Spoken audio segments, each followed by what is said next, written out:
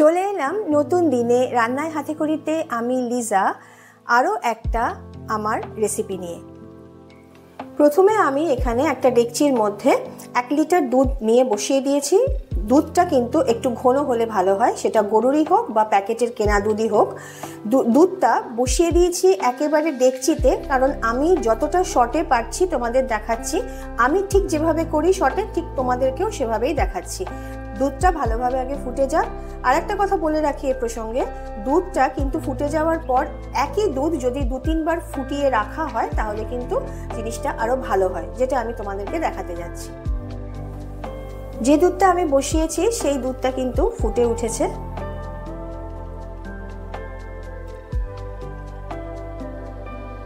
দেখো খুব ভালোভাবে ফুটে গেছে। এবার আমি এটা নাবিয়ে রেখে দিচ্ছি পাশে।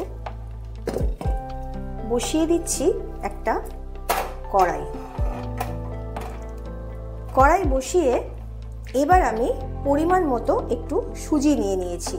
সুজিটা আমি একটু ভেজে নেব শুকনো কড়াইয়ে।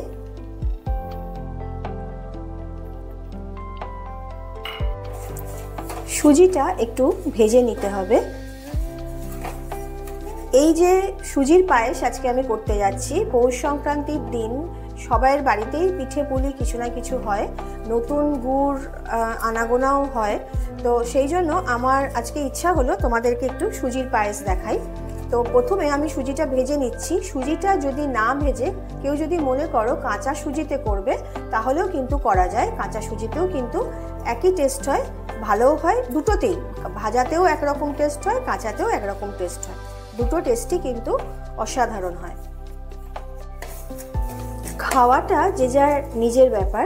কেউ কেউ কাঁচা সুজিতে সুজির পায়েস খেতে ভালোবাসে, কেউ কেউ আবার সুজিটা একটু নেড়ে নিয়ে, মানে সুজিটা শুকনো খোলায় ভেজে নিয়ে তারপর সুজির পায়েস করতে, যেটা মানে করতে গিয়ে যে স্বাদটা আসে সেই স্বাদটাও অনেকে ভালোবাসে। খাওয়াটা যে যার নিজের ব্যাপার। তোমরা যে যেভাবে পারবে, যেটা তোমাদের ভালো লাগে, তোমরা যেটা ভালোবাসো সেভাবেই খেও। আমি একটু সুজিটা ভেজে নিচ্ছি। মোটামুটি ভাজা হয়ে এসেছে। এইবার আমি কড়াই শুদ্ধ সুজি ভাজাটাকে নামিয়ে রেখে দিলাম। বসিয়ে দিচ্ছি এখানে দুধটা, যেটা আমি ফুটিয়ে রেখেছিলাম। আমি যখন সুজির পায়েস করি তখন কিন্তু কোনো রকম নির্দিষ্ট মাপ তার থাকে না। ঠিক আমি যেভাবে করি আমি তোমাদেরকে সেভাবেই দেখাচ্ছি। দুধটাকে প্রথমে ভালোভাবে একটু ফুটিয়ে নিতে হবে। তোমাদেরকে আগেও বললাম আমি, একটা দুধ যদি 2-3 বার জাল দেওয়া হয়ে যায় তখন দেখবে অটোমেটিক একটু ঘন হয়ে যায়। সেই ঘন দুধটাই কিন্তু আমার দরকার। আমি যেমন এখানে 2 বার ফুটিয়ে নিলাম দুধটা। প্রথমে বাটির মাপে আমি একটু সুজি ভেজে নিয়েছিলাম, 1 বাটি, বড় বাটির, বেশি মানে ওই মাঝারি সাইজের বাটি। এখন একটা কফি কাপে তোমাদেরকে আমি দেখিয়ে দিচ্ছি কতটা মাপের সুজি মোটামুটি লাগবে। আজকের ভিডিওটা কিন্তু তোমরা স্কিপ না করে পুরোটা যদি দেখো তাহলে মনে হয় আমার তোমাদের পক্ষে সুবিধে হবে, কারণ আমি কোনো রকম নির্দিষ্ট কোনো মাপ কিন্তু এটার নেই আর কি। আমিও মেপে কোনোদিনও করি না।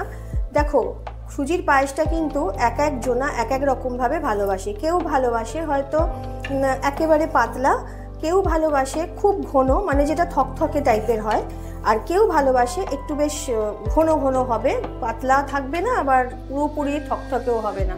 আমি ওই জন্য কফি কাপের একটা কাপ নিয়ে মোটামুটি এক ছেড়ে দিয়ে দিচ্ছি এটা দুধের মধ্যে। 1 গাঁট কম নিয়েছি সুজিটা। যখন ফুটবে তখনই কিন্তু দিতে হবে। আর একটা কথা বলি, সেটা হচ্ছে সুজি দিয়ে কিন্তু থেমে গেলে চলবে না। সুজিটা দিয়ে কিন্তু খুব ভালোভাবে নাড়তে হবে। যদি থেমে যাও তাহলে কিন্তু সুজি ডেলা পাকিয়ে যাবে, এটা একটু খেয়াল রাখতে হবে। দুধটা ফুটছে, এই অবস্থায় আমি গ্যাসের ফ্লেমকে পুরোপুরি সিম করে দেব। দিয়ে আমি সুজিটা ঢেলে দিচ্ছি একটা হাতে, আর একটা হাতে কিন্তু আমি নাড়ছি।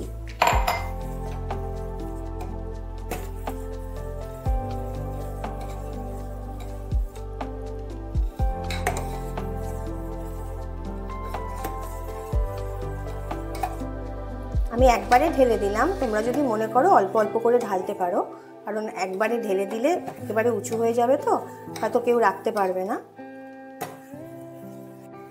একেবারে পাতলা যারা খাও তাদের ক্ষেত্রে বলছি না, যদি একেবারে পাতলা যারা খাও তারা যদি এরকম পজিশনে খাও তাহলে কিন্তু হয়।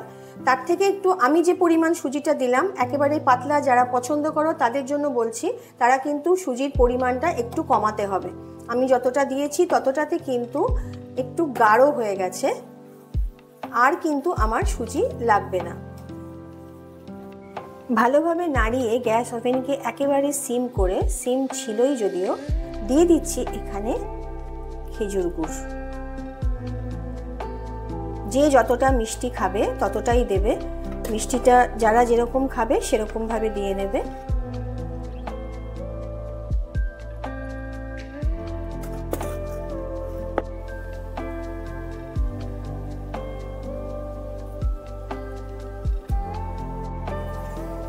এবার গুড়টা দিয়ে ভালোভাবে একটু নাড়িয়ে নিতে হবে।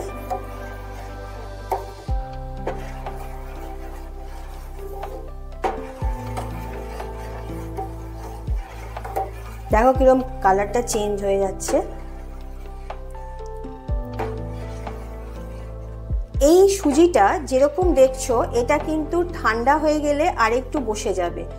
কেউ যদি আরো বসা খাও তাহলে কিন্তু সুজির পরিমাণটা একটু বাড়াতে হবে। কেউ যদি পাতলা খাও সুজির পরিমাণটা দুধ অনুযায়ী কমাতে হবে। আর যারা একটু ঘন খাও তাদের জন্য কিন্তু সুজির পরিমাণটা দেখে দিতে হবে, যাতে খুব একটা পাতলাও না হয়ে যায় আর একেবারে থকথকেও না হয়ে যায়। এটা মনে রাখতে হবে, সুজির পায়েস ঠান্ডা হয়ে গেলে কিন্তু একটু বসে যায়। রেডি হয়ে গেল আমার আজকের রেসিপি, নতুন গুড়ের সুজির পায়েস। তোমরা অবশ্যই খেও। আর আরেকটা কথা, পৌষ সংক্রান্তিতে তোমাদের সকলকে আমার তরফ থেকে জানাই অনেক ভালোবাসা, অনেক শুভেচ্ছা। আর যারা বড়জন, যারা গুরুজন আমার রান্না দেখছেন তাদের জন্য বলছি, আপনাদেরকে আমার তরফ থেকে প্রণাম জানালাম। আর যারা আমার সমবয়সী তাদেরকে অনেক অনেক ভালোবাসা। ছোটদের জন্য রইল আমার অনেক শুভকামনা। ওপর থেকে একটু পেস্তা কুচি করে দিচ্ছি, আর দিচ্ছি একটু কাজু, যাতে খেতে একটু ভালো লাগে। এমনিতেই নতুন গুড়ের একটা ফ্লেভার তো আছেই, এমনিই ভালো লাগে এটা। গার্নিশিংয়ের জন্য যদি তোমাদের প্রয়োজন হয় দিয়ে নিতে পারো, আমি তোমাদেরকে গার্নিশিং করেই দেখাচ্ছি। একেবারে খেতে কিন্তু অসাধারণ হয় আর খুব অল্প সময় হয়ে যায়। সবচেয়ে খাটনি কম করে, মানে একেবারে না খেতে যদি সহজ উপায়ে পায়েস করা যায়, তাহলে আমার মনে হয় সুজির পায়েসের থেকে এত অল্প সময়ে কোনো পায়েস কিন্তু হয় না। তাহলে আজকে তোমরা যারা দেখলে আমার রেসিপি পুরোটাই, তোমাদেরকে যারা আমার নতুন বন্ধু, যারা আমার পুরনো বন্ধু, যে সকলকেই বলছি। আর যারা নতুন রান্নাঘরে এসেছো, যারা ভাবছো যে তোমাদের বরকে কি খাওয়াবে নতুন একটা কিছু করে পৌষ সংক্রান্তির দিন, তাদের জন্যও বলছি তোমরা কিন্তু এটা খুব সহজেই বানিয়ে নিতে পারো। নতুন বন্ধুদের জন্য বলছি তোমরা অবশ্যই করবে, তারপর আমাকে কমেন্ট বক্সে জানিও কিরকম লাগলো। আর যারা পুরনো বন্ধু আমার, যারা প্রতিদিন আমার রান্না দেখছো, তাদের জন্যও বলছি তোমরা অবশ্যই কিন্তু করে তারপর আমাকে কমেন্ট বক্সে জানিও তোমাদের কিরকম লাগলো। আর সাথে নতুন যারা দেখছো তাদের জন্যও বলছি, পুরনো যারা দেখছো তাদের জন্যও বলছি, তোমরা সকলে কিন্তু সাথে লাইক শেয়ার করতে ভুলো না। দিয়ে দিচ্ছি ওপর থেকে একটু নলেন গুড়। তোমরা সকলে ভালো থেকো। তাহলে আজকের মতন টাটা।